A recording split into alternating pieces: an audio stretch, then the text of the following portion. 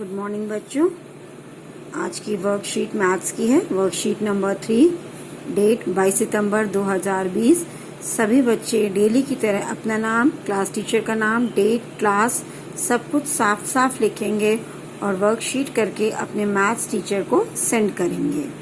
आज की वर्कशीट है आंकड़ों का संगठन, organisation of data.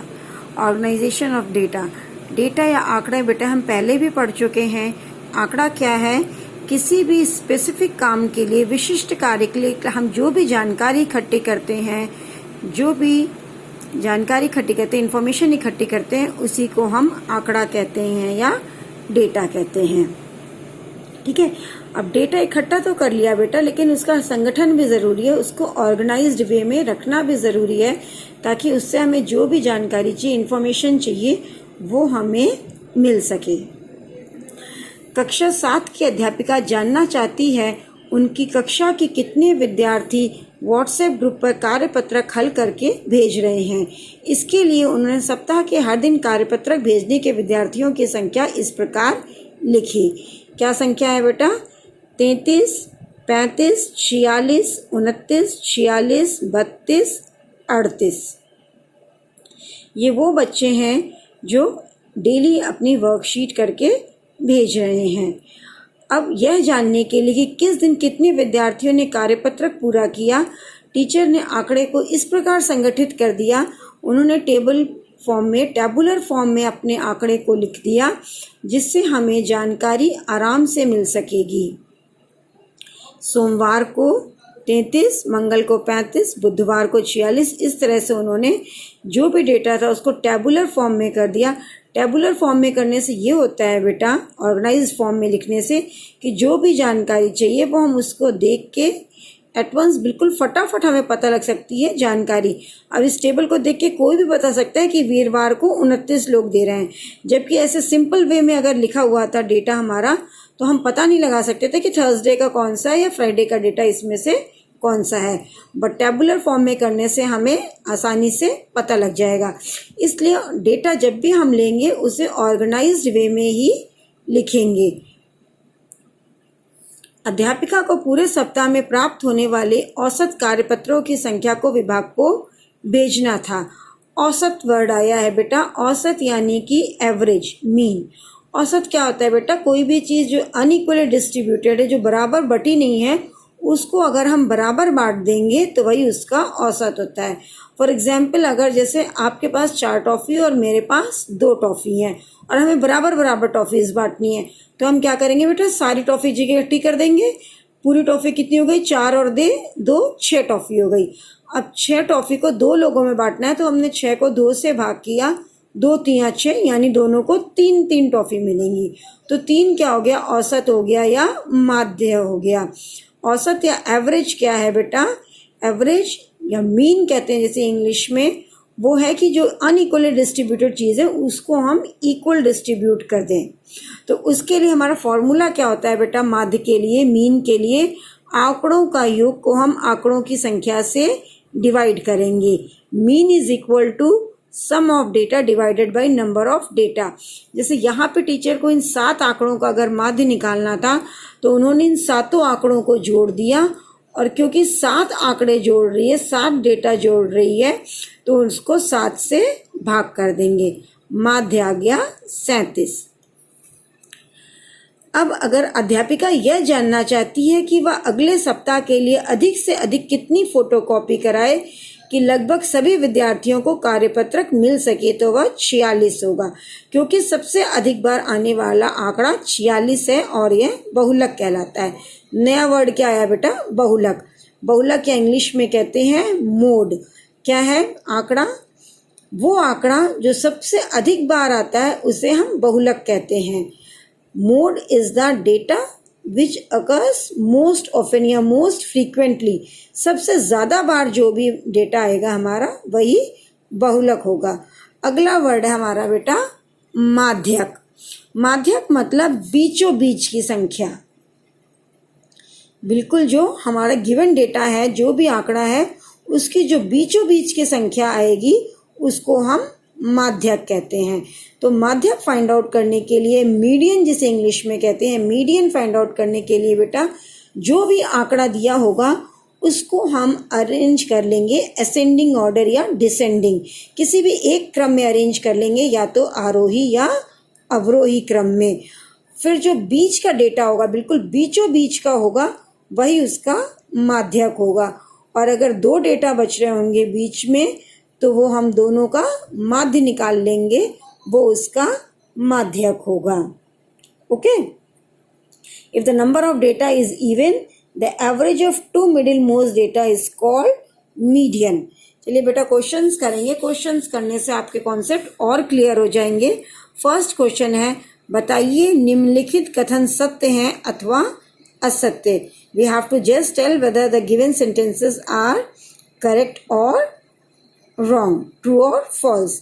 First statement है, बहुलक आंकड़ों में से सदैव एक संख्या होता है। The mode is always one of the numbers in data. अभी बेटा आपको बताया कि बहुलक जो है सबसे ज्यादा आने वाला आंकड़ा होता है। इसका मतलब बहुलक दिए हुए आंकड़ों में से ही एक होगा। दैट मीन्स ये पहला स्टेटमेंट जो है वो सत्य हो गया, ट्रू हो गया। सेकंड क्या है, माध्य दिए गए आंकड़ों में से एक संख्या होता है। The mean is one of the numbers in data. अभी हमने एग्जाम्पल बेटा ऊपर देखा था, जो मैम ने 7 नंबर्स को जोड़ा, 7 दिनों के आंकड़ों को जोड़ा, 7 से भाग कर दिया, माध्य आया था 37। जबकि अगर हम बेटा ध्यान से देखें तो कोई भी आंकड़ा 37 नहीं था। दैट मीन्स माध्य या मीन जो हम निकालते हैं वो आंकड़ों से अलग भी हो सकता है। तो ये क्या हो गया, क्वेश्चन फॉल्स हो गया, कि जरूरी नहीं है कि उन्हीं दिए हुए संख्याओं में से एक संख्या होगा।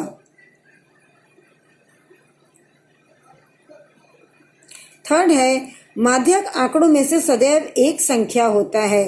The median is always one of the numbers in data. ये भी करेक्ट है बेटा, क्योंकि अभी हमने देखा था माध्यक क्या है, जब हम नंबर्स को गिवन डेटा को अरेंज कर देंगे असेंडिंग या डिसेंडिंग ऑर्डर में, और जो बिल्कुल बीचों बीच का आंकड़ा होगा वही माध्यक है। इसका मतलब जो माध्यक है वो दिए हुए आंकड़ों में से ही एक होता है। क्वेश्चन नंबर 2 है, कक्षा के एक मूल्यांकन में प्राप्त किए गए निम्नलिखित अंकों को एक सारणीबद्ध रूप में संगठित कीजिए।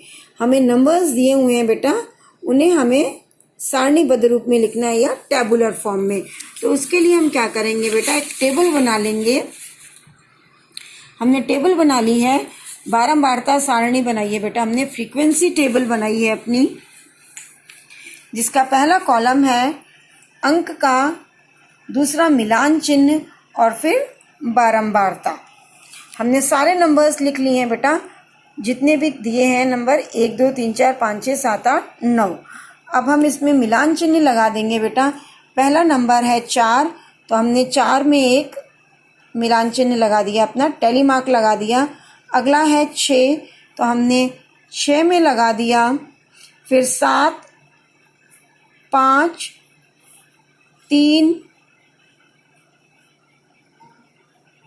5, 4, 5, 2,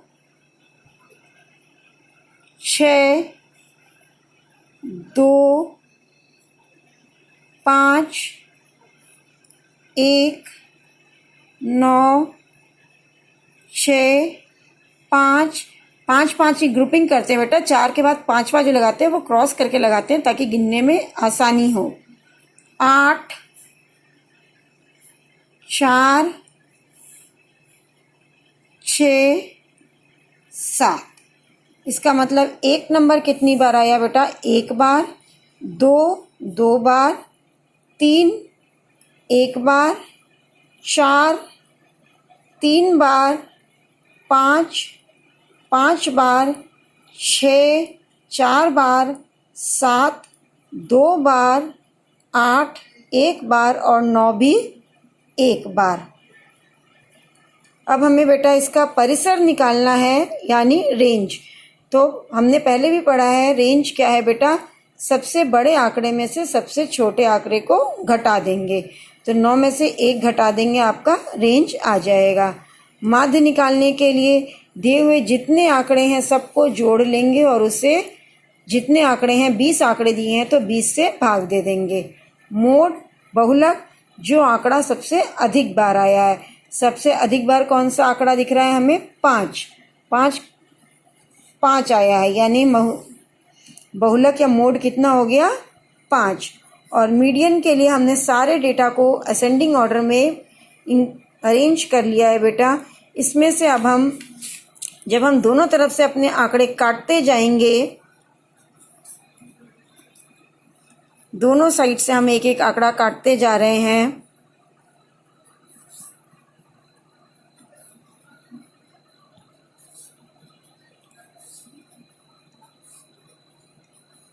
बीच के 2 आंकड़े बच गए हैं, दोनों का हम माध्य निकाल लेंगे।